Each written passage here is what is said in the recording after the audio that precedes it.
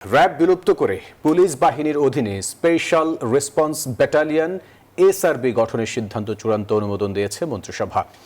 একই সঙ্গে অবকাঠামোগত কাজের গতি ফেরাতে পরিবর্তন আনা হচ্ছে অর্থ বছরেও।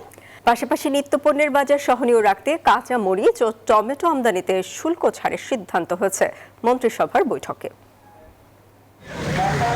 নানা কারণে বিভিন্ন সময় বিতর্কিত ছিল র্যাপিড অ্যাকশন ব্যাটালিয়ন র্যাব।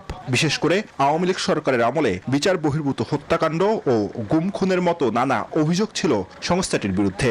এসব অভিযোগের কারণে র্যাবের বিরুদ্ধে নিষেধাজ্ঞাও দেয় যুক্তরাষ্ট্র। 5 আগস্টের পট পরিবর্তনের পর র্যাব বিলুপ্তের দাবি ওঠে নানা মহল থেকে।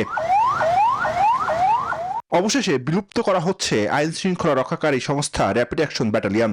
এর বদলে পুলিশ বাহিনীর অধীনে গঠিত হতে যাচ্ছে স্পেশাল রেসপন্স ব্যাটালিয়ন এসআরবি। এ লক্ষ্যে স্পেশাল রেসপন্স ব্যাটালিয়ন আইন 2026-এর খসড়া চূড়ান্ত অনুমোদন দিয়েছে মন্ত্রিসভা। এতে নাগরিকদের অভিযোগ নিষ্পত্তিতে একটি বহুপক্ষীয় কমিটি গঠনের বিধান রাখা হয়েছে।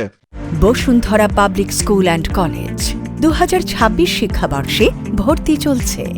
বর্ষা মৌসুমে অবকাঠামোগত উন্নয়ন কাজের ধীরগতি ও দুর্ভোগ এড়াতে পরিবর্তন আসছে অর্থ বছরে। বিদ্যমান জুলাই জুন অর্থ বছরের পরিবর্তে এপ্রিল মার্চ সময়কালকে অর্থ বছর হিসেবে নির্ধারণের সিদ্ধান্ত নিয়েছে মন্ত্রিসভা।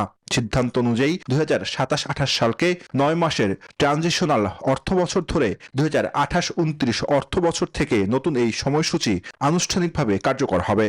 সাধারণ মানুষের স্বস্তি ও নিত্যপণ্যের বাজার মূল্য সহনীয় রাখতে কাঁচামরিচ ও টমেটো আমদানিতে শুল্ক ছাড়ের ঘোষণা এসেছে। বিদ্যমান 61% মোট করভার হ্রাস করে প্রজ্ঞাপন জারির প্রথম মাসে 20.5% এবং পরবর্তী মাসে 31% নির্ধারণ করার সিদ্ধান্ত অনুমোদন করা হয়েছে মন্ত্রিসভার বৈঠকে। জুবাইর সানি, নিউজ 24, ঢাকা।